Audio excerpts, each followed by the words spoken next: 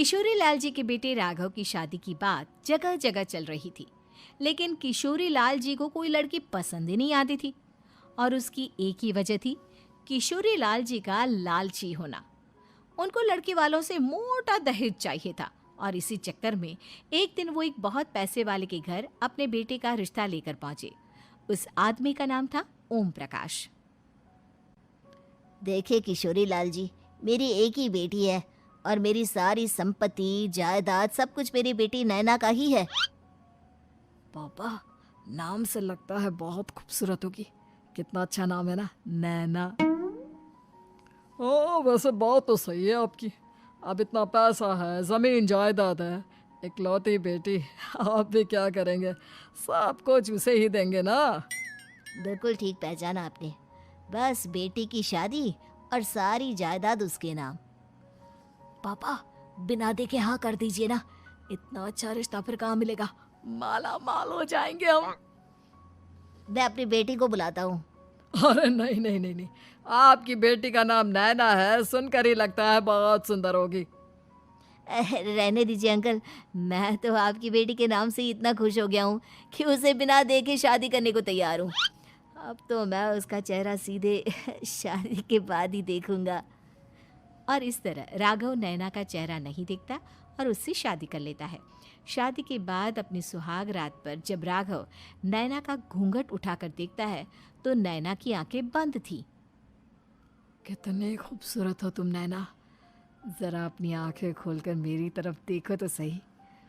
नहीं, मुझे शर्म आती है।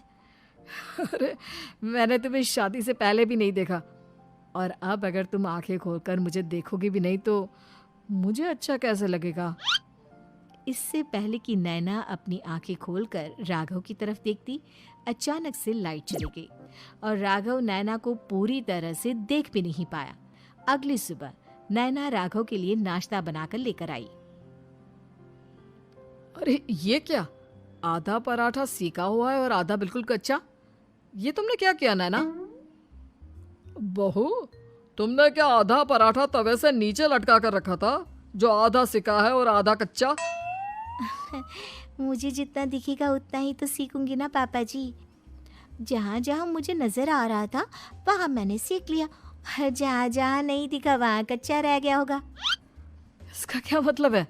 ये कैसा मजाक कर रही है तुम? अरे बहू, तुमने इतना लंबा घूंघट क्यों लगाया हुआ है?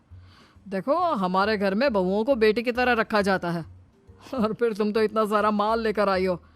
देखो, ये घूंघट डाल कर रखने की कोई ज़रूरत नहीं है।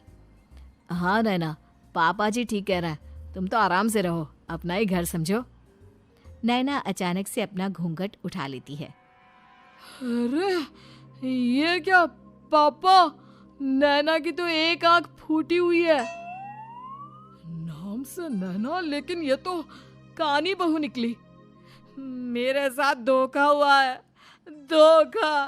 बिना दिखाए अपनी कहानी लड़की मेरे संग ब्याह दी। मुझे कहानी भी नहीं चाहिए। मुझे अभी ओम प्रकाश जी से बात करनी पड़ेगी। आखिर उन्होंने मेरे साथ ऐसा किया क्यों?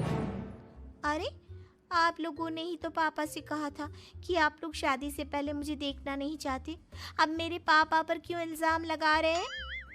अरे लेकिन उन्हें बताना तो चाहिए था ना कि तुम कहानी